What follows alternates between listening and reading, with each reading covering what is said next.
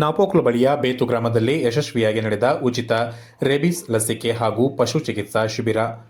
ಕೊಡಗು ಜಿಲ್ಲಾ ಪಂಚಾಯಿತಿ, ತಾಲೂಕು ಪಂಚಾಯತ್, ಪಶುಪಾಲನಾ ಇಲಾಖೆ ಮಡಿಕೇರಿ, ಪಶು ಆಸ್ಪತ್ರೆ ನಾಪೋಕ್ಲು ಇವರ ಸಂಯುಕ್ತಾಶ್ರಯದಲ್ಲಿ ನಾಪೋಕ್ಲು ಬಳಿಯ ಬೇತು ಗ್ರಾಮದಲ್ಲಿ ಉಚಿತ ರೇಬಿಸ್ ಲಸಿಕೆ ಹಾಗೂ ಪಶು ಚಿಕಿತ್ಸಾ ಶಿಬಿರ ಯಶಸ್ವಿಯಾಗಿ ನಡೆಯಿತು.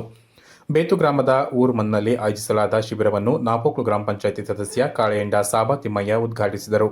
ಕಾರ್ಯಕ್ರಮದಲ್ಲಿ ನಾಪೋಕ್ಲು ಪಶು ಆಸ್ಪತ್ರೆಯ ವೈದ್ಯಾಧಿಕಾರಿ ಶಿಲ್ಪಾಶ್ರೀ ಅವರು ಮಾತನಾಡಿ, ರೇಬಿಸ್ ರೋಗ ಹರಡುವಿಕೆಯ ಲಕ್ಷಣಗಳು ಹಾಗೂ ಅದನ್ನು ತಡೆಗಟ್ಟುವ ವಿಧಾನಗಳ ಕುರಿತು ಸಮಗ್ರ ಮಾಹಿತಿ ನೀಡಿದರು.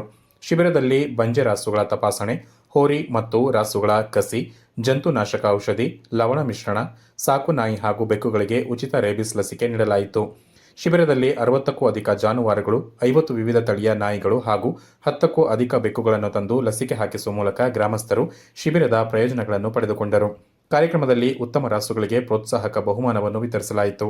ಈ ಸಂದರ್ಭ ಮಡಿಕೇರಿ ಪಶು ಆಸ್ಪತ್ರೆಯ ಸಹಾಯಕ ನಿರ್ದೇಶಕರಾದ ಡಾಕ್ಟರ್ ಪ್ರಸನ್ನ, ನಾಪೋಕ್ಲು ಪಶು ಆಸ್ಪತ್ರೆಯ ಜಾನುವಾರು ಅಧಿಕಾರಿ ನವೀನ್, ಹಿರಿಯ ಪಶು ವೈದ್ಯಕೀಯ ಪರೀಕ್ಷಕ ಸುನಿಲ್, ಪಶು ಸಖಿ ನಿಶಾ ಹಾಗೂ ಗ್ರಾಮಸ್ಥರು ಹಾಜರಿದ್ದರು.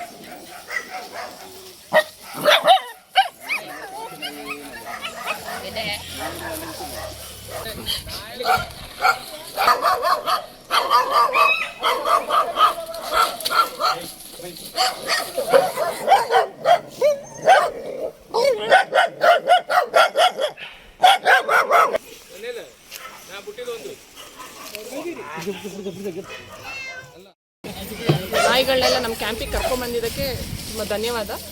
ನಾವು ಯಾಕೆ ಇಲ್ಲಿ ರೇಬಿಸ್ ಲಸಿಕೆ ಉಚಿತವಾಗಿ ಹಾಕ್ತಾ ಇದೆ ಅಥವಾ ಗೌರ್ಮೆಂಟ್ ಯಾಕೆ ರೇಬಿಸ್ ಲಸಿಕೆನ ಉಚಿತವಾಗಿ ಹಾಕ್ತಾ ಇದೆ ಅಂದರೆ, ರೇಬಿಸ್ ಅಂತ ಹೇಳಿದ್ರೆ ಝೂನಾಟಿಕ್ ಅಥವಾ ಪ್ರಾಣಿಜನ್ಯ ರೋಗ ಅಂತ. ಪ್ರಾಣಿಗಳಿಂದ ಮನುಷ್ಯರಿಗೆ ಬರುತ್ತೆ. ಈಗ ರೇಬಿಸ್ ಯಾವ್ದಾದ್ರು ನಾಯಿಗೆ ಬಂದಿದೆ ಅಂದರೆ ಅದರಿಂದ ಮನುಷ್ಯರಿಗೆ ಬರೋ ಚಾನ್ಸ್ ತುಂಬ ಜಾಸ್ತಿ ಇದೆ. ಅದು ಕಚ್ಚೋದ್ರಿಂದ ಅಥವಾ ನೆಕ್ಕದ್ರಿಂದ, ಅದರ ಎಂಜಿಲು ನಮಗೆ ತಾಗೋದ್ರಿಂದ, ನಮ್ಮ ಗಾಯಗಳಿಗೆ ತಾಗೋದ್ರಿಂದ ರೇಬಿಸ್ ಬರುತ್ತೆ. ಸೊ ಇದಕ್ಕೆ ಒಂದ್ಸರಿ ರೇಬಿಸ್ ಒಂದು ನಾಯಿಗೆ ಬಂತು ಅಥವಾ ಮನುಷ್ಯರಿಗೆ ಬಂತು ಅಂತ ಹೇಳಿದ್ರೆ ಟ್ರೀಟ್ಮೆಂಟ್ ಇಲ್ಲ, ಸಾವು ಖಚಿತ.